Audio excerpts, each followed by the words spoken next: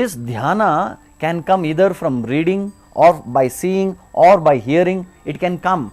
Basically, it actually enters through Gnanendriyas.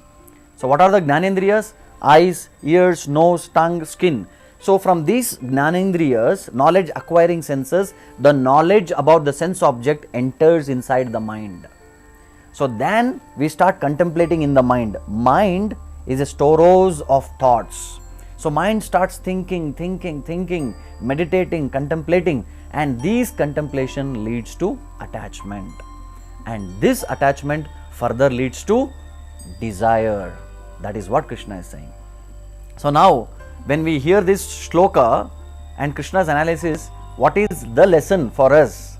The lesson is we should be very careful about what we are thinking, what we are meditating, what is happening, what is going on inside the mind matters a lot, because whatever we are thinking, that thoughts will ultimately lead to desire, and once we get this desire, then somehow we want to get it.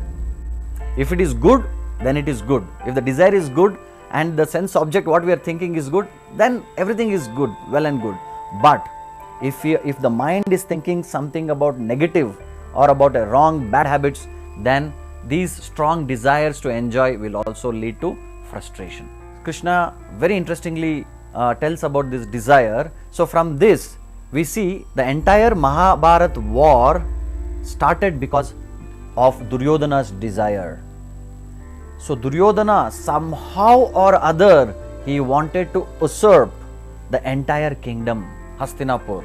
So the entire war happened because of Duryodhana's desire. So similarly, in this story line, in this success formula from Bhagavad Gita, I will be keeping one example, one story constantly, and that is the story of about a student. So now a student, if he wants to top in the school or college, first of all need to have a strong desire. Once a student has a strong desire that I want to top the college, I want to get first rank or 90%, 80%, once the desire is there, then he will work for it. If a student, he does not desire to be a topper, then failure is sure. So a student first of all should desire to top the college or top the school. So whatever and wherever we are is because once we desired. Now I am sitting here and speaking in front of all of you. How it can happen? Because once I had a desire to speak, and all of you are sitting here and listening because once you desired to hear something good. So similarly, whatever status, whatever situation, whatever circumstance we are in, it depends on the desire once we had before. Very important point. Now this is a very interesting point we need to be very attentively hearing. That is, every creation happens twice. Are you aware about this? Every creation happens twice.